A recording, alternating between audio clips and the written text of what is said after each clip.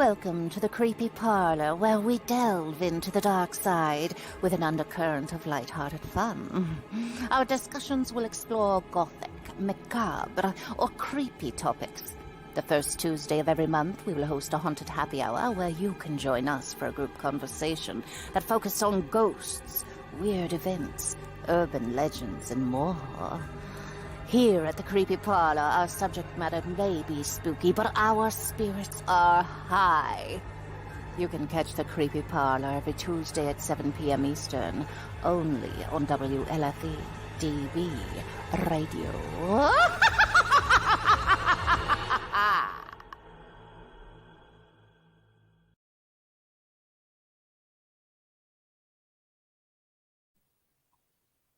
Good evening, everyone, and welcome to the Creepy Parlor. I'm Genevieve, and I'm absolutely thrilled to share this evening with you. I have some very interesting guests tonight. We're going to be talking about Valentine's Day, but we're going to talk a little bit about the darker side, a little bit of the creepy stuff that goes along with falling in love and Valentines and all that good stuff. So first, I'm going to bring on Jillian Thrillian. Hey, everybody. This is my sister, Jillian, for those of you who do not know. We're going to have some interesting conversations tonight. Are you excited? I am. And next, we have my very dear friend, April. April's a witch, an artist, a tarot reader, and she's also an energy worker. Welcome, April. Hello. You want to add anything to that intro? No, not at this time. No. Well, I'm going to get April's information down here so that you guys can see it. I'll run that throughout the show tonight. This is how you can get in touch with April if you're interested in any readings or Reiki or tarot. So please take full advantage of that and go and like her page. So what do you guys think of Valentine's Day? Not really. I find a lot of people are like that. I find you care more about it when you're single, because you don't want to be that single person on Valentine's Day. It brings too much stress. It stresses people out, and there's really no reason for it. No, there isn't. Well, I think it's interesting because there's so many, like when you think of Valentine's Day, you think of hearts, right? You think of hearts and love. And so that prompted me as I was doing some thinking on what to do for this show tonight. Like when you look at the actual human heart, it's pretty macabre. It's pretty bloody. It's a bloody mess, right? So I just did a little bit of research as to why that typical heart became associated with hearts and love, and why love became associated with the heart. Like, why not the liver, right? Why not a lung? Why not? Exactly. I lung you to death. I mean, stomach would make sense. You show me, I feed you. I love you. I feed you. You also feel it in your stomach as well. You get the butterflies. Yeah, you do. But I think that some of it has to also. We're rewriting history here. Huh?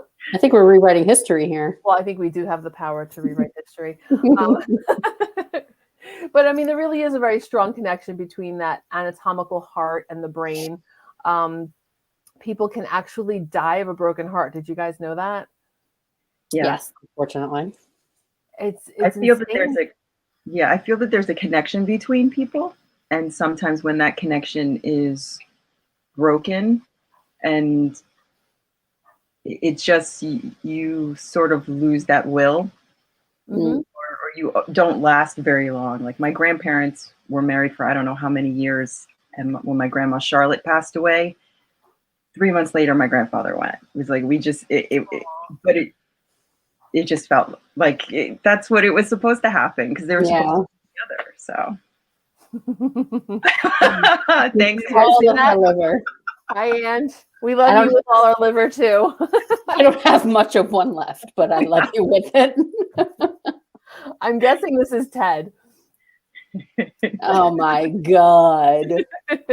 Tedward. So I think it's really interesting that we do have this connection between the heart and love, and it's some of the brain chemicals that are actually excreted when you're in love affect your heart. So that is actually, it is a thing that people can physically die of cardiomyopathy if their heart is broken. Isn't that insane? It's also really terrifying that a relationship could really can do that much damage. Yeah. Yeah. Well, and that's the other thing too. Like I named this show Till Death because, you know, we so often have that relationship between love and death. You know, it's like this opposite. I love you to death. Yeah. Or till death do us part. You know, it's until I murder you. Murder. Okay, I would get it in there. There you go. You got trouble. I'm not trouble. I'm just a DJ. I'm just a lowly DJ. Oh, I got an echo apparently. Let's see if that works. Is that coming off okay? Mm-hmm. Okay. So in doing some of that research too, I also, for years I've known this, and you guys probably know it too, but Mary Shelley, who's one of my favorite writers, and for those of you out there who don't know who Mary Shelley is, you should definitely check her out because Seriously. I was going to say to just turn it off, but we don't want that. Just move along. She is the author of Frankenstein, and she wrote that at a very young age. But she also had, after her husband passed away at 29 years old, and he was cremated. When he was cremated, his heart didn't burn. So Mary kept his heart in a nice silken wrapper, in a nice silken bag. And she also wrapped it in his poem, one of his poems. And she kept that with her. Apparently she carried it around with her. And that was how she kept her husband alive. Thoughts on that? No. It's gross. I do not agree with how she went about it, but I do agree with the sentiment of it. But that's also could be a case. I mean, do we know if she practiced witchcraft? Because was she literally holding on to his soul, keeping him in one place? That's an interesting question. That's a very interesting question. I don't know enough about Mary's personal life. Let's get a Ouija board and ask her. That's not tonight. We're not doing that tonight. Wrong show. We got too many other creepy things to talk about. Wrong show. I'm sorry. Yeah. So that just sounds like a spell. Like she has the heart and it's wrapped in his words, and she's keeping it in a bag and she keeps it with her. Mm-hmm. That's how I keep my heads. I think it's fascinating that his heart didn't burn. Yeah, that's weird. Well, it was also like what year? It was the 1700s. But did they really have fire back then? One of the things I read said that it was calcified and that it was believed that because he had tuberculosis at some point that it affected his heart and that's why it didn't burn. It'd be interesting to see what it looked like if it looked any different. Yeah. If it was like malformed or anything. Could have had it stitched to her dress and really wore a heart on her sleeve. That's interesting because one of the Valentine's Day customs that they practiced in South Africa is they would write their beloved's name on a heart on their and actually wear it on their sleeve. Wow. Yeah, there's a lot of interesting things that people do. But the back to Mary Shelley, I think that what's even more interesting is that her son found the heart in her desk after she passed away. No, that's not something you leave for someone to find. You warn them ahead of time. You put it in your will. Yeah, well, if it's a spell, you might want to put it in your will, right? That's very true. Oh, but yeah, you might want to have somebody destroy it because now you're both on the same plane. Now she could actually maybe physically hold on to him. Perhaps. Lauren just popped in with this question: does the heart still exist somewhere? Yeah, Jenny's holding it.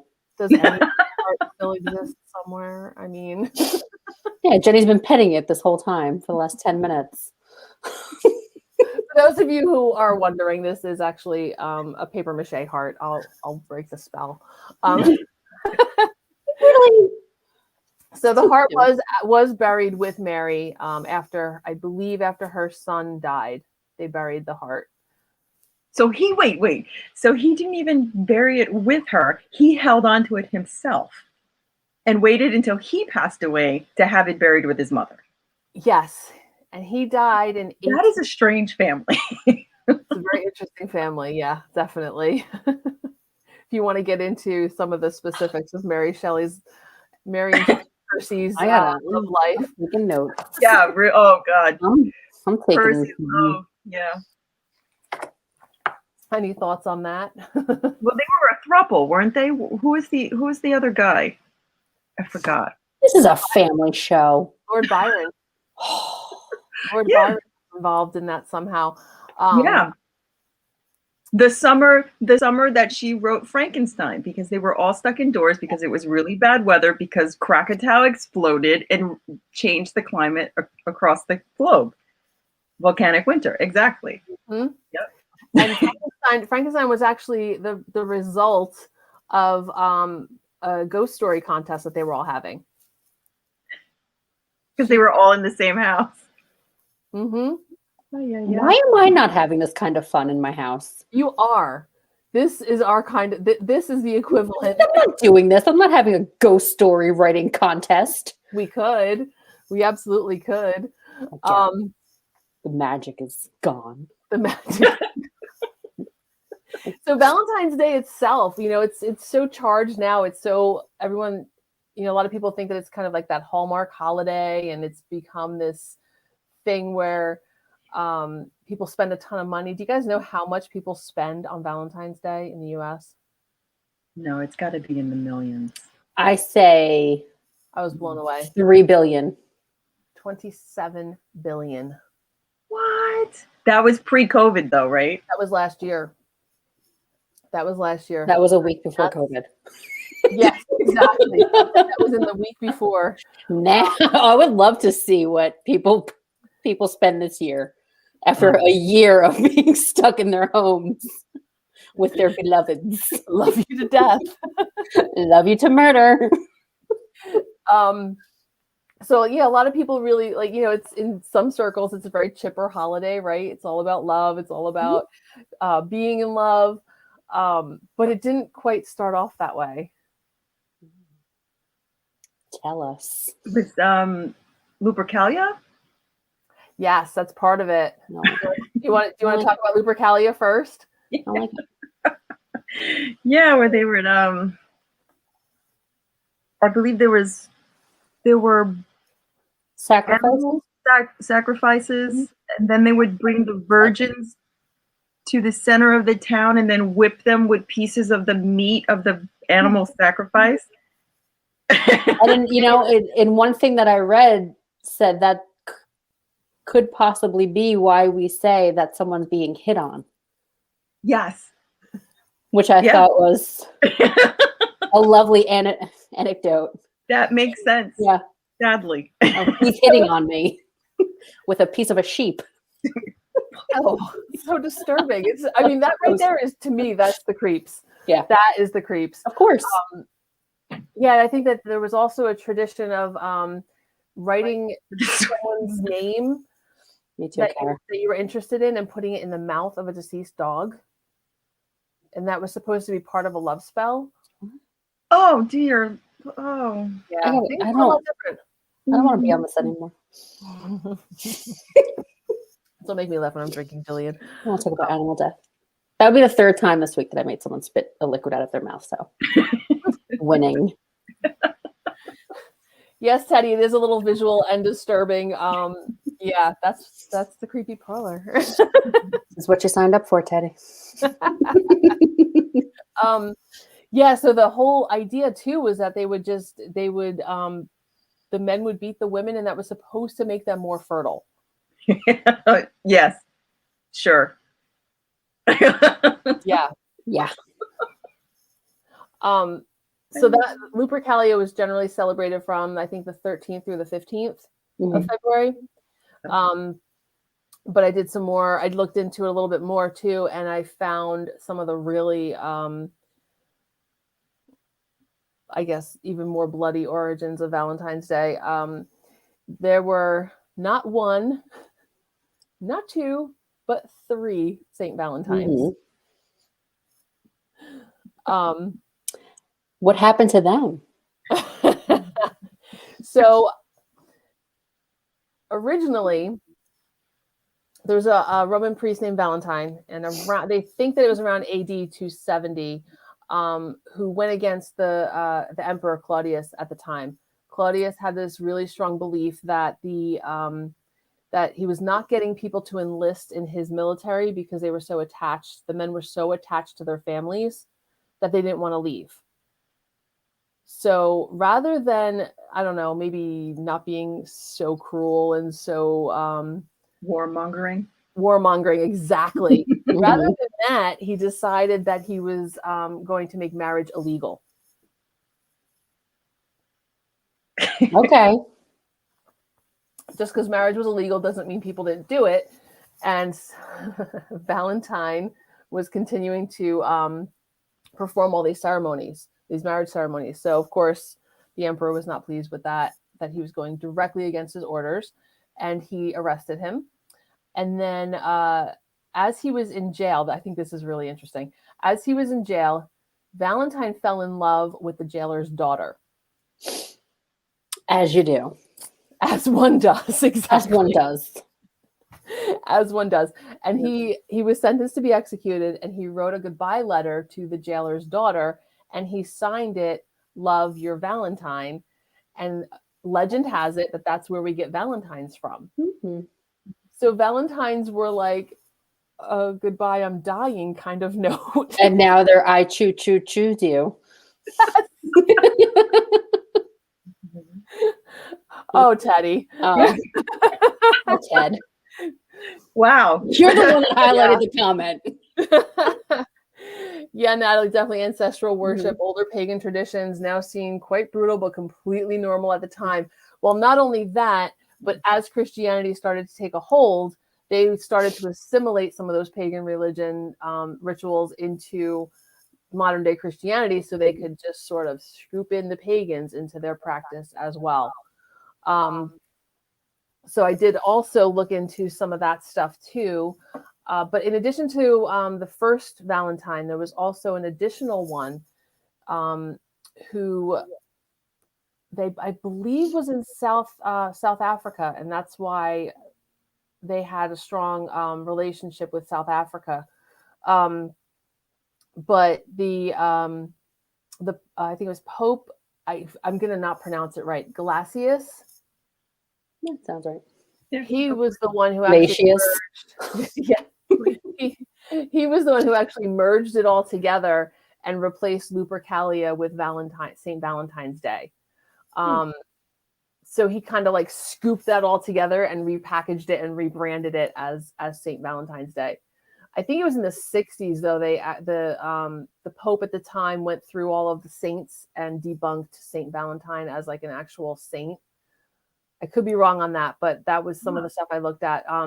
Because there were like three St. Valentines, and they couldn't get an accurate picture of which one was the real martyr. Get the Ouija board.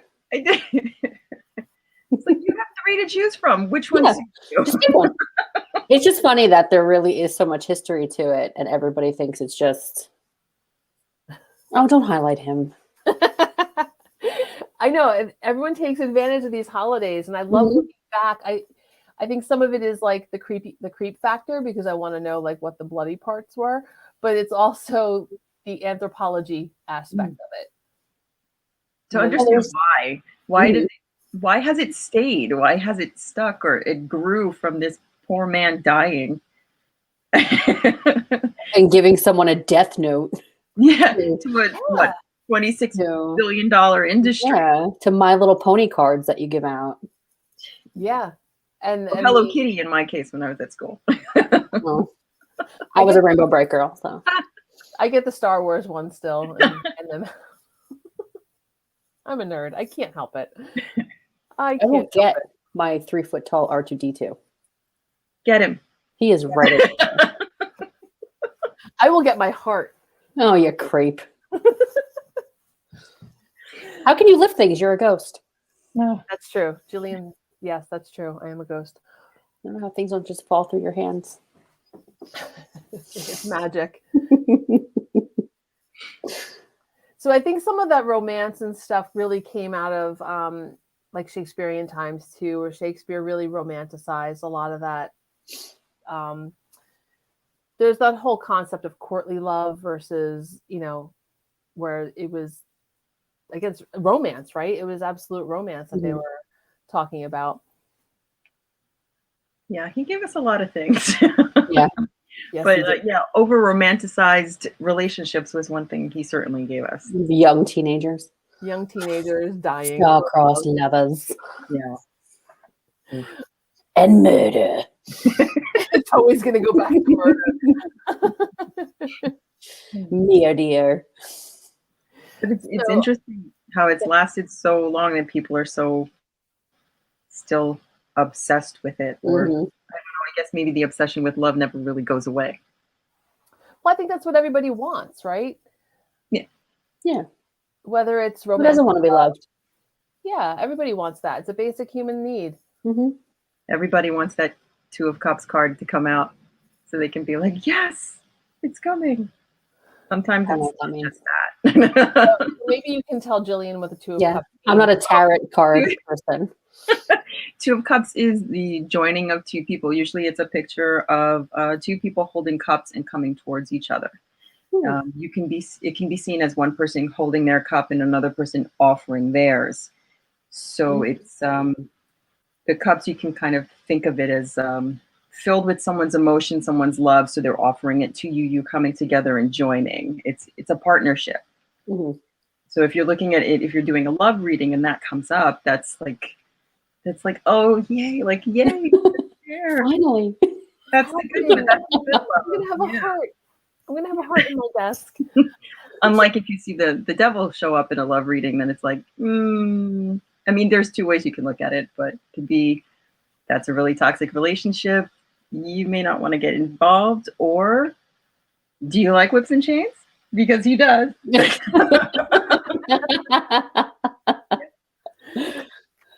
Every story. So what works for one may not work for the other. Yep. Very true.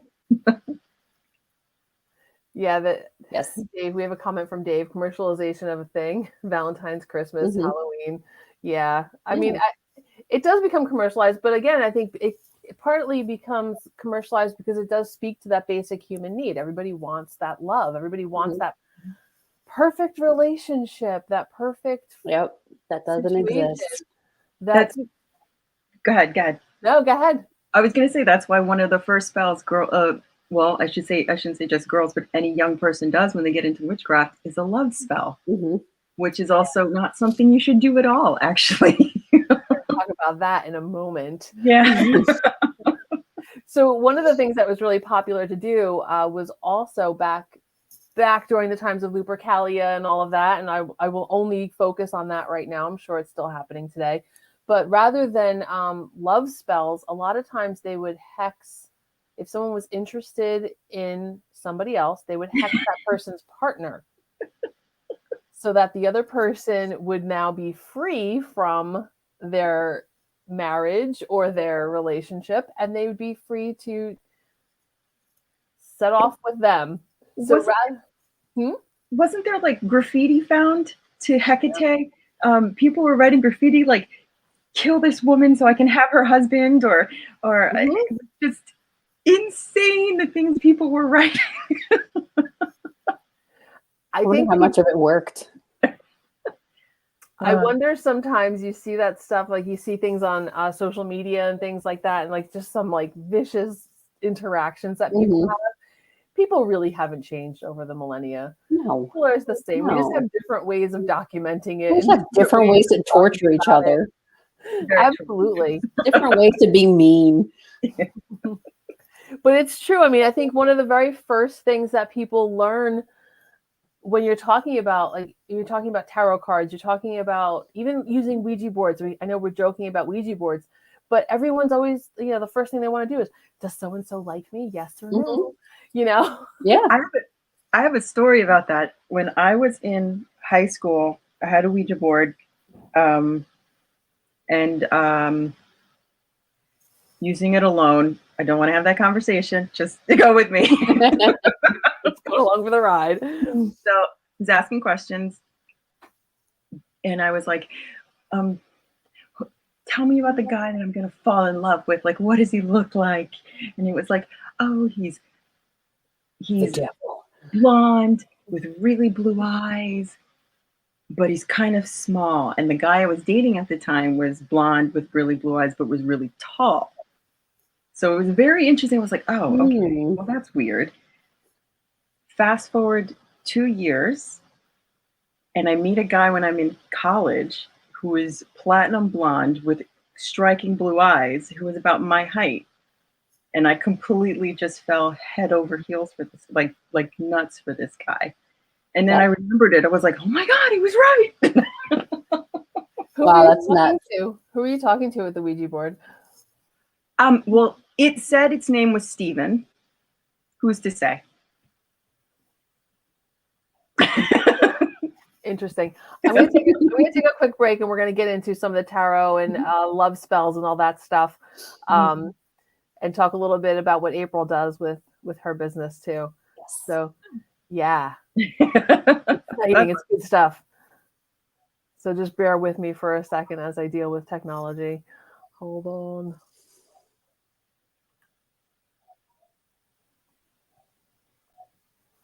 WLFE-DB.com, where you can find vodcast shows, podcasts, and more, like Where's My Sage, Inside the Drag Closet, Across the Pond, Paratalk Radio, Just Cindy, and more. So go check out WLFE-DB.com, where talk radio is a whole lot better. Our shows are your shows, and that there makes for a great talk radio. Hey guys and dolls, this is Casey DeVille, the better half of DeVille Inc., Baltimore, Maryland. If you're ever in Baltimore, stop in and see me and Tony. Invisible Bree, 5920 Eastern Avenue, Baltimore, Maryland, 21224. Give us a call if you're in the area at 410-400-9641, or look us up on the web at DeVilleInc.com. DeVille Inc., where we specialize in you.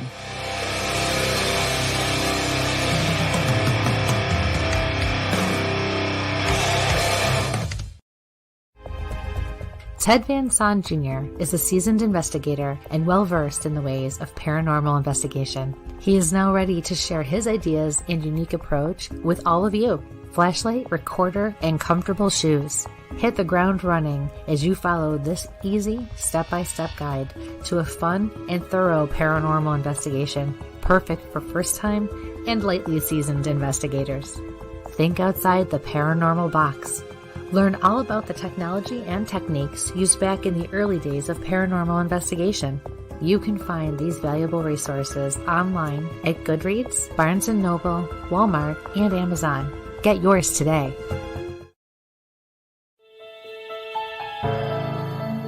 Hi, I'm Jenna Grover. In the world of fashion, we get lost in the cost.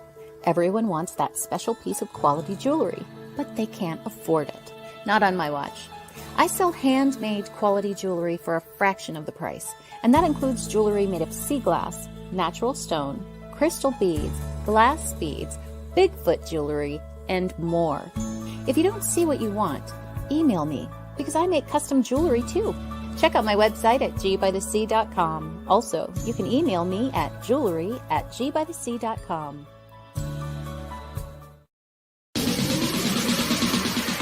You're listening to WLFE DB Radio. Now, back to our program.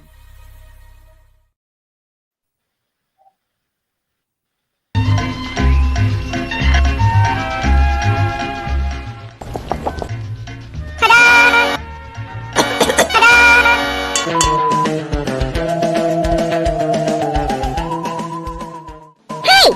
It's me, Nix, the Psycho Mantis, coming to you live from Psychomantium 13. Join us here throughout the week for all things in audio, visual, and literary content. You can also find us on the World Wide Web at psychomantium13.com. Join Psychomantium 13 and enter the weird.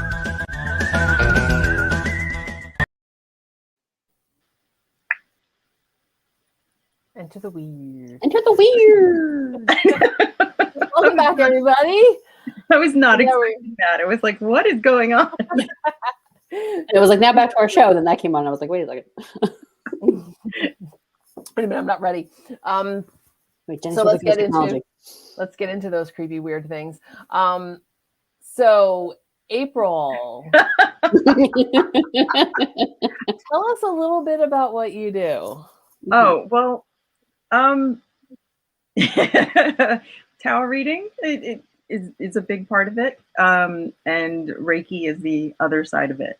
The tarot reading is just people have questions, and I find that, unfortunately, what I try to tell people is follow your gut. You already have the answer, because when they're coming to me to ask me to read the cards is telling them the same answer that they already know. They just need validation. I kind of think of it that way. But it's just sort of a way of helping people. This is going to be, for people who know astrology, my Chiron is in my 6th house.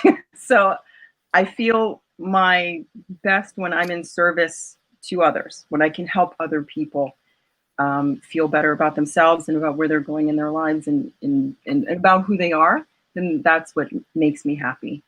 And that's what I use for the tarot for. The Reiki as well.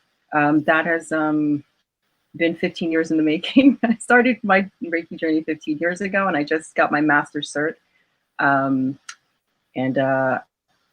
just want to help people because, especially during the pandemic, there's so many people who were having trouble and issues going through so much stress and being overwhelmed. And I have one friend who's claustrophobic, and she's like stuck inside her house, and it's just it gets to be too much, and you need a way to center yourself and balance, and that's a way that I can help them as well. I'm just a helper. You are a helper. You're such a good human. I try. Such a good human. We got Ange loves you with all her liver. Thank you, Ange. I love you. So how many people, what percentage do you think of your clients come in to talk about love? Honestly, about 85%. Wow.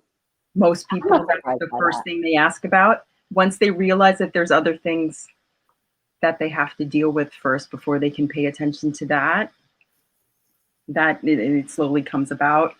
But usually that's the first question, like, can I have a love reading? I'm like, okay, but I already know what it's I already know what someone is gonna like. Sometimes when I'm shuffling the cards, I already know what the cards are going to tell them before the cards even come out. How do you know? It's just a feeling I have. I get sometimes kind of pictures, songs, and such that come, or like I'll hear somebody say something, and it'll be like, I already know this. Okay, let's just do this and get it out and done. And usually it's people are so, especially with Valentine's, they want love and they're looking for love, and it's totally throwing themselves out there and going after it. And sometimes you're going outward, but really what you should be doing is going inward, because if you're chasing it all the time, are you sure that's what you want? If it's moving away from you, shouldn't you want something that's moving towards you? And in order to do that, you have to know what you want and who you are on the inside. And a lot of people have problems facing that because of past issues. So I try to be more than just a regular tarot reader. What'd you say? Cutting a little deep. Well, that's the thing. I try to be more than just a regular tarot reader. I try to actually help the person, so they don't have to go through this and go to someone like me every single time. But they'll be able to do it on their own and figure it out on their own. Or even maybe after a tarot reading and in conversation with me, figures, you know what? Maybe I should go to therapy. That's an idea. That's good. Do that. Yeah. So I mean, that's I don't face that either. I agree with Mhm. what Natalie just posted. Personally, I think Mhm. if you're comfortable, happy, and love yourself, the other aspects of what just fall into place. You'd be surprised though how many people are not comfortable, Mhm. happy, or love themselves. And I Just- think that that's one of the really beautiful things that you're doing is that you're helping people get to that point. Mhm. Yeah, I really believe in it because it took me a long time to get there. Therapy, a lot of people need it. Yes, Ted, I Yeah. agree I completely. think everybody can benefit, every single person. Hey, Doomsday. Little shout outs. Yeah, and I think that that kind of plays into maybe some love magic as well. Well, and I also think a lot of people think that, you know, if they can cast a spell or something and make, you know, someone love them, then they will love themselves. And that is the wrong way to look at it. The wrong energy to put into it. That's the complete wrong energy. And I know this because so many years ago, as I was getting a little, I had just switched into Hellenic reconstruction. So I was doing a lot of work with Aphrodite because I'm a Libra, and so Libra, Venus work with Aphrodite. So I was like, Jill's like, I don't know what that I means. know. She's all like, you know, Libra's the internet. I'm like, Libras I are was born in April. Libras are ruled by That's Venus. our connection. Libras are ruled by Venus. Venus's Greek counterpart is Aphrodite. So for a time, I was a devotee of Aphrodite, and so I decided, you know what, I'm going to ask her to bring me somebody. And I did all my research, and everyone's like, "You got to be specific. You got to be specific." I'm like, "Okay, I'm going to be specific. Oh no! Color of his hair, color of his eyes, how tall he is. Did you get a dumpster man? His military background." I had it all on this little card. Is he from the dumpster behind Domino's? No. I did it, and 2 weeks later, it was, I forgot, I want to say it was I did it on a new moon. It was a new moon in Sagittarius. No, I forgot. But the full moon, the following full moon was Thanksgiving. And I went to Thanksgiving at a family member's house, and this man walked in. From the dumpster. I'm sorry. No, he was the exact thing. The person I had asked for, he was, I mean, check off the marks, check it off, check it off, check it off, check it off, check it off. He was beautiful, and he had everything. It was great. It was fantastic. We were not related. He was related to somebody else who was there. So that was fantastic. I like that you highlight that. Yeah. I figured it was. The only thing, what do you think, Jillian, is the only thing that I didn't put on that card? I know the answer. I know you do. His sexual orientation. No, that's very, yeah. No, I forgot to ask for him to be single. Oh, yeah. Dumpster man. And the spell worked so well, it took 2 cord cuttings to get rid of him. Wow. I can't, I was like, I'm gonna need that spell. I have learned my lesson. I mean the cord cutting one. Yeah. Be careful what you wish for. So I want to highlight Ted's comment too. They can't force on the free will, and I think that that's an important thing to note too, is to not specifically try to force a specific person. No, you can't. That's the darkest. I mean, people talk about right and left hand path, but that is the worst. I think the worst sort of witchcraft and magic that you could possibly do is try to force someone to do something that is against who it is and what they are. Because that's not the kind of love you want. That's obsession. It's so hard to get it to break out of that, and it becomes a mental issue after that. And you brought it onto yourself, and it's not someone that you, how am I going to say that? It's not someone that you want, someone who wants you because they want you, not because you want them to want you. It's just, it's It not just good. sounds Cheap Trick had it all wrong. unhealthy. What'd you say?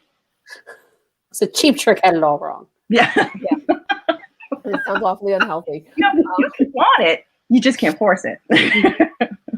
I love Bill's comment here. Kids, don't try this at home. Yeah, please don't. And that's one of the things too. I think that like, especially, teenage girls, it's one of the first things that you want to do is like find out. Remember those little preteen, like those little paper things, like, who am I going to marry? Where are we going to live? We're so conditioned. Yeah. What are they called? I always got a shack. Shack. You're not living in a shack though. It's okay.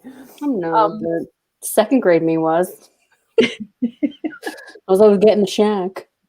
Or slam books, when you used to write about the boys and the girls that you had crushes on. You would write they'd have, each page would have a different question. You'd have to write it in there. You try to figure out who was writing. I never did. Pass it around, and you try to figure out who wrote what according to their handwriting, and try to figure out who it was. I don't remember that. No, we never did slam books. I kept I just went home and wrote terrible 14-year-old poetry. That would be fun. That would I wish I still had some. But don't you feel like those little things those are like the precursors to like divination, aren't they? Oh yeah, Absolutely. Should make one for tonight. Yeah, we should have. We have the heart though. It's okay. Are you still petting it? I am. I'm still loving my I think heart. you should cover it in velvet. Maybe Block it. I'll wrap it in a Poe poem and be like, and then just transcend levels of goth. There you go. Just like bump up a few levels. It's gonna be like black and gray rainbows shooting out of your eyes. Hi, Diane. Did you guys see Diane on my show a couple weeks ago? She Mhm. did dolls. Oh, terrifying dolls. Mm-hmm. You're excellent at what you do. Yeah. Chanel, never married. I don't need paper to be committed to one person. Oh, yeah, pretty much how I feel. Well, we don't need love potions. We definitely don't need spells for that, right? We don't want that. No. Have you ever, Angie asked a question earlier, and I don't think that we got to it. I got to try to see if I can find it in the comment. How often do you feel you have a message for one client other than what they're asking?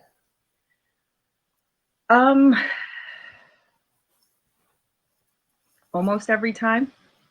The issue is that a lot of people want to hear what they want to hear rather than what really is being said. So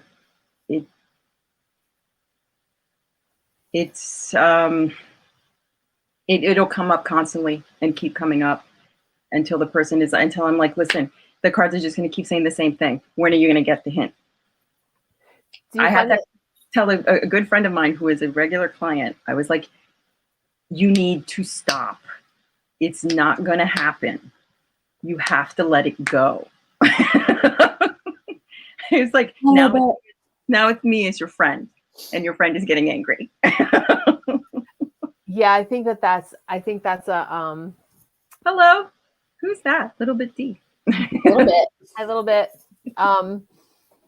So I think that's I think that's got to be a hard thing. Like, I'm sure people want to come to you and like, is this the one? Is it not the one? Like, how often do people come back?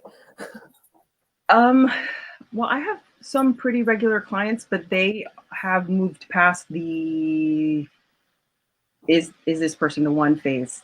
They've moved into other things, like family issues and finances and career, and that's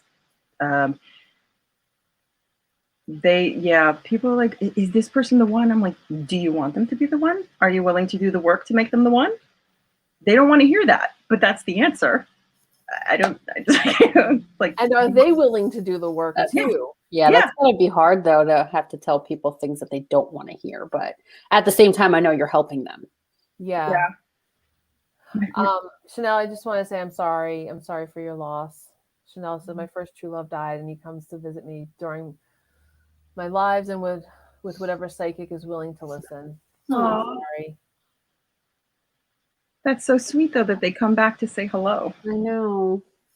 Well, sometimes it's All not of until the death. sometimes there's just After. mm-hmm. Yeah. So how often, April, do you have to tell people bad things about their love life without divulging any client? But the funny thing is that, again, if people would just listen to their intuition, they already knew it before they came to me. Mm-hmm. They just needed the validation. So I wasn't telling them anything they didn't already know. They get upset because now they have a couple of pieces of cardboard in front of them that are telling them what they were thinking all along. Like you knew, like you know. Mm-hmm. Yeah, I was just thinking about something personal. There was someone in my past that was acting a little weird. Came in really hard. If anybody knows what love bombing is, if you've dealt with a narcissist, come in, I love you, you're fantastic, we're going to do this, we're going to be happy forever. And then ghost, disappear. And you're like, what's going on? I was like, and he's not on social media, no accounts anywhere. So I was like, oh, he's married. And I was like, boom, that's what it is. He's married. I'm just going to trust my gut because I know that's what it is. I don't even have to check. I don't have to ask because I know. Dumpster guy. Gut. Did you ever find out? Nope. Don't need to. I know. Mm-hmm. Jen, I know. Yeah. It's amazing. It really is amazing to me how a lot of people have those strong gut feelings and still can just completely ignore it. Just completely ignore it. Yeah, especially when it comes to relationships, and you tend to turn a blind eye because you think, oh, well, this is just the little rough path we're going to. No, that's not what love is. So cut your losses. Yeah, this rough patch is lasting 7 years. Maybe you need to do something about it. Maybe you need to keep his heart in a box. Yeah, exactly. Wrapped in a pillow. We don't advocate that here on WLFE, just so you know. Only paper mache hearts. There was a woman I had read. I was trying to remember today, and I couldn't remember, Jennifer, because I wanted to let you know. There was a woman whose husband died. He was a famous person. Their husband died, and she put his heart in a biscuit tin. And she asked for the heart, and she put it in a biscuit tin, and she kept it in a closet. And she was off doing something, and the cat got in the closet, opened up the biscuit tin, and ate the heart. Now we're officially creepy. I cannot remember who it is, and it's in the 1800s or the early. Was this recently? No, it was late 1800s. And I can't remember who it is, but I thought you'd appreciate it. Can you is Jen around? Can we ask her? Can you still do that? Can I just, if Andrew dies, can I just go, can I have his heart? I think it's kind of like a biohazard situation. Oh, never mind. But it's also, when you think about too, the Victorians had such a brilliant way of mourning. They kept so much, they did hair jewelry and kept teeth and things like that. They just kept those physical reminders of their beloveds. Oh, someone's teeth. Oh. And the little tubes around or even now you can put them in bashes and put them in, make them a diamond, or that weirdo that's got fingernail clippings. You can actually turn. I swear, if someone ever asked me for my fingernail clippings, I'd be like, "Get out of my house!" Sandwich baggage, carry it around. I would take it out of every pocket. I would have something weird in it. This is it. Once I turn 40, this is it. This is my life now. There's gonna be something weird in every pocket. So every time I go to the store, I got to take that weird thing out to get to my money. Don't let it be fingernail clippings. It's going to be fingernail clippings. It's going to be little pieces of hair. Oh God! But you can actually, I think the fingernail clippings and the hair can be turned into diamonds too if there's enough carbon content in both diamond science. True. Yeah. Natalie says you can still get teeth jewelry. I've thought of getting my mother's ring of my 2 daughters' baby teeth. Yeah, there's a lot of stuff on Etsy you can. And there's a really particularly great artist. I think they're Wisp Adornments. Natalie, I'll send you their, if you're not familiar with them, I'll send you their website. She does amazing work. She does like hair jewelry underneath really beautiful stones and things. But it's, can you highlight the tattoos? Yeah, Dave, you can keep your loved ones' tattoos. I have seen tattoo that. jerky now. I've seen that recently. Mm-mm. Yeah. Mm-mm. Yep. The dark side. Of Etsy. That's where the human tattoos are. Oh. Rob and Joe, this conversation brings new meaning to a hearty stew. Kathleen, you are absolutely correct. The Victorians did make flowers and beautiful, beautiful sculptures with hair and all sorts of interesting things. But see, that just proves to me that the Victorians, if somebody would have schooled them in brujeria, they would have never done that. Or maybe they would have. Maybe that's what they were going for. Oh, man. Doomsday saw someone is making a guitar out of human rib cage. I saw that. His uncle's remains he's making guitar out of. No. Yeah. Yeah. Oh. Yeah, I couldn't do the ash tattoos either, Natalie. Yeah, there's a whole company that does that. Yeah, there's a whole bunch of really interesting things going on out there, isn't there? Okay. I mean, if anybody wants to do it, go for it. Well, I've already decided that I'm going to have zero stuffed. She's my one Jillian. But when you think about it, grief really is the opposite side of love, right? Mm-hmm. And they say that all of the energy you put into loving somebody is going to be expressed as grief. So of course you're going to want to process it in these, might seem bizarre to some people, but it might be comforting to others, right? Yeah, it's like the couple who one half passes away in the house and they just never tell anybody that they passed and they end up living with a mummified corpse. I'm not going to judge, but I think that might be going a little bit overboard. Don't we all eventually end up with a mummified corpse? I mean, or as one. Isn't that the goal? Isn't that the dream? Just live with a leathery corpse. Then there was that doctor in Key West that he was in love with that girl and he stole her body. I can't remember his name. I wish I had found that. Yeah, it was in the. You're getting gross. He was a tuberculosis doctor, and it was in the early 1900s. There is a line between creepy and gross. You are over it, my friend. I try. You haven't jumped the shark into grotesque. No, but that shows like that is also a kind of love that kind of just. I'm all consuming. We'll call it all consuming. All consume. Yeah, exactly. Mm-hmm. It just crosses a boundary, but it's still love. It is. It is. I got a serious request from Bill. What's Bill's serious request here? That if he disappears, check his house. Is this the serious?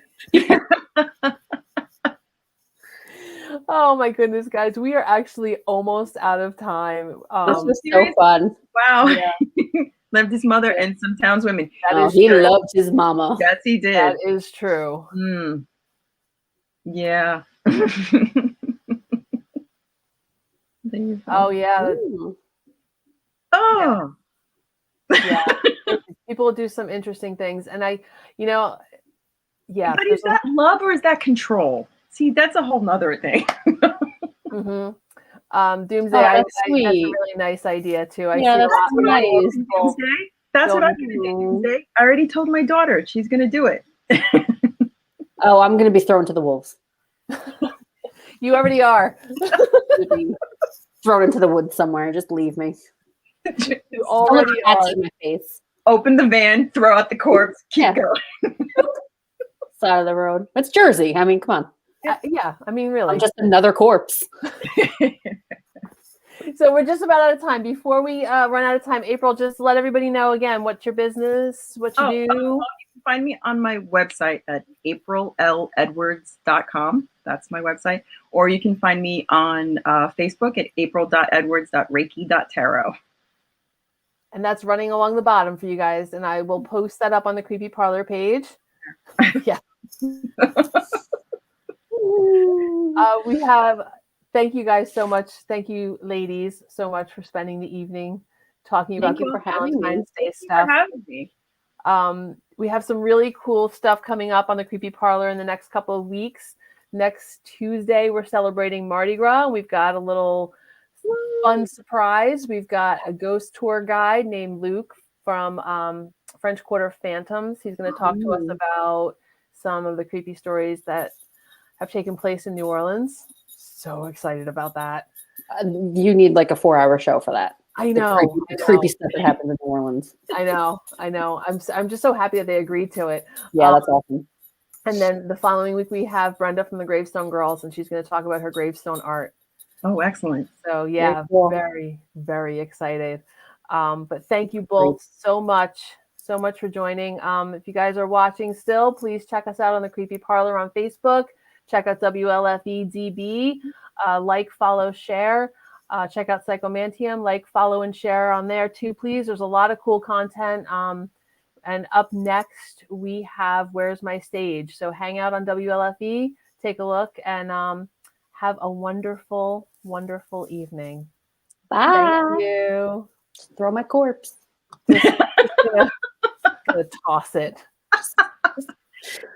Thank you. Thank you so much for creeping out with me tonight, guys. Thank you. Love Happy you. Valentine. Happy Valentine. Happy Valentine's Day.